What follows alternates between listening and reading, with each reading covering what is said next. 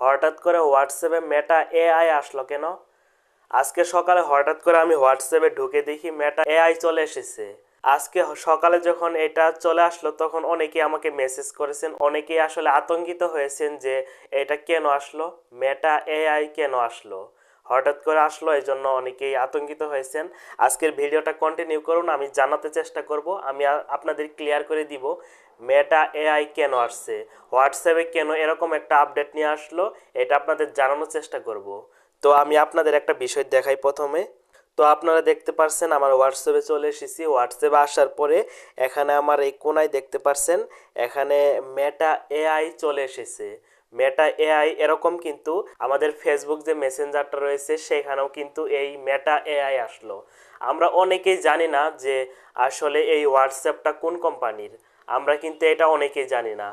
আসলে এই হোয়াটসঅ্যাপটা হলো মেসেঞ্জার এবং হোয়াটসঅ্যাপের যে মেটা কোম্পানি রয়েছে সেই মেটা কোম্পানির আন্ডারেই কিন্তু এই হোয়াটসঅ্যাপটা চলে, এটা আমরা অনেকেই জানি না।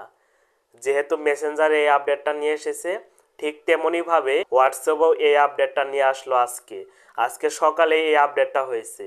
আসলে ওই যে চ্যাট জিপিটি যে এআইটা আছে সেই এআই থেকে এই মেটা এআই একটু ভালোভাবে চলবে, একটু স্মুথলি চলবে, অনেক কাজ তারা করবে। তারা চ্যাট জিপিটি এআই থেকে একটু শক্তিশালী হওয়ার চেষ্টা করতেছে। মেটা এই আপডেটটা নিয়ে আসলো, আপনারা কেউ আতঙ্কিত হবেন না, এটা কোনো প্রবলেম না। যেহেতু হোয়াটসঅ্যাপ ও মেটা কোম্পানির, সেই জন্য তারা এখানেও এই আপডেটটা দিছে। তারা চ্যাট জিপিটি থেকে একটু শক্তিশালী হওয়ার চেষ্টা করতেছে, এই জন্য তারা এই আপডেটটা নিছে।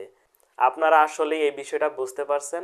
আজকের এই ভিডিওটা আপনারা একটু লাইক করে দিবেন এবং চ্যানেলটা সাবস্ক্রাইব করে দিবেন, যাতে সকলেই আমি ভিডিও আপলোড দেওয়ার সাথে সাথে সবার আগে দেখতে পারেন।